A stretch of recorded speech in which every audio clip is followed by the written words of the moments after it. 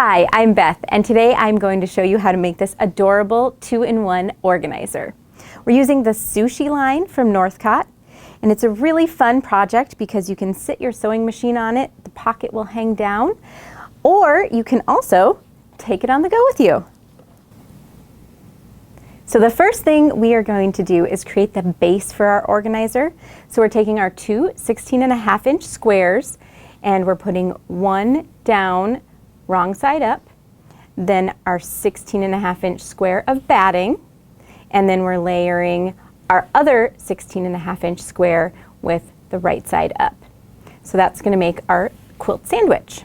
Now we're going to spray baste the layers before we go ahead and quilt this. So we've put a piece of paper down to protect our work surface, and we're just going to give a light coat of this spray and bond from Thermoweb.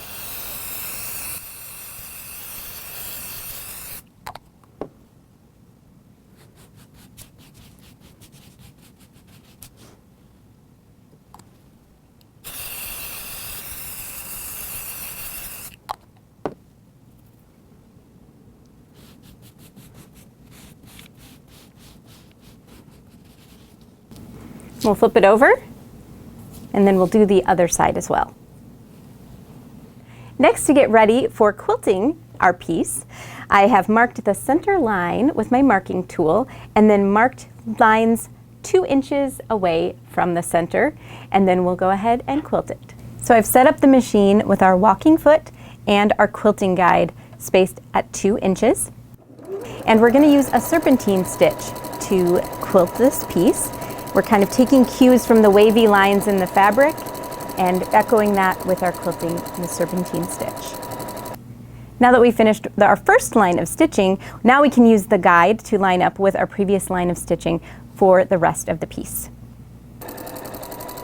The serpentine stitch is a really great beginner quilting stitch. It gives a really nice texture, and it's just as easy as straight stitching. Once you finish quilting the entire piece, trim it to 15.5 inches square, and we've already done that. Set that aside. And now we've gotten our 6 5.5 by 11 inch pieces of fabric, and this is a great way to use those novelty prints or really large prints because you're going to see a big chunk of them in the finished piece. So lay those out in the order you'd like them on your organizer, and then we'll sew these together.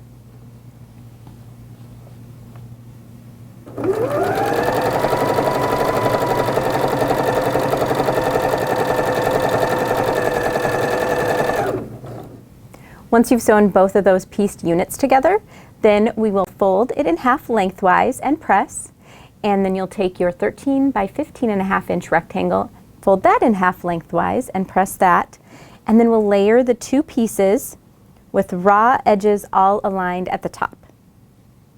I did throw a couple pins in here just to hold the pieces together, and we're going to top stitch 1/8 of an inch on each side of our seam line to make our pocket unit.